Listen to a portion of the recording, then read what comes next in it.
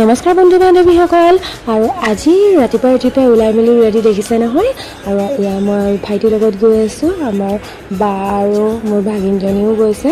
তাৰপাছত আমি গৈ আছোঁ ক'ত জানেনে যোৰহাটলৈ আৰু এয়া যোৰহাট আমি গৈ আছোঁ আৰু বেছি দূৰ নাই পামেই আৰু আহি আমি যোৰহাটত সোমালোহি আৰু যোৰহাট পাই এতিয়া আমি গৈ আছোঁ য'লৈ আমাৰ যাবলগীয়া আছে তাৰপাছত আছিলে আমাৰ জেৰক্সৰ কাম আৰু জেৰক্সখিনি আমি ৰাস্তাটো কৰি আহিব পাৰোঁ কিন্তু নহ'ল তো আমি আহিছোঁ আজি যোৰহাট ল কলেজলৈ এডমিশ্যনৰ বাবে আৰু তাৰপিছত কিবা এডমিশ্যন নহ'ব বুলি ক'লে কিবা কাৰণত আৰু তেতিয়া আমি কি কৰিলোঁ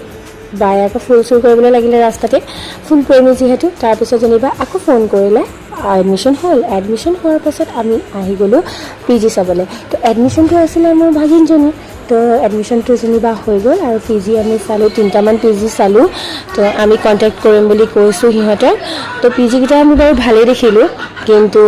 যিহেতু আজি চাই গৈছোঁহে আমি বুকিং কৰা নাই নেক্সট আমি ঘৰলৈ গৈ মেলি মানে বুকিং কৰিম আৰু তাৰপিছত আমি পি জি চাই দেখিছোঁ ইমান ধুনীয়া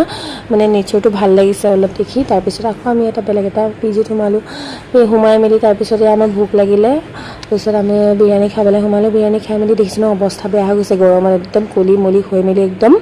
মুখৰ অৱস্থা বেয়া হৈ গৈছে ধূলি লাগি তাৰপিছত ইমান ধুনীয়া ৱেডাৰটো কৰিছে তাৰপিছত আহি পিনি আমি চুকাফা সমন্বয় ক্ষেত্ৰত অকণমান ৰখি মেলি আইচক্ৰীম খাই আকৌ গৈ আছোঁ তাৰপিছত আছিলে আমাৰ ভণ্টি এজনীৰ ঘৰ দেৰগাঁৱত তাত আহি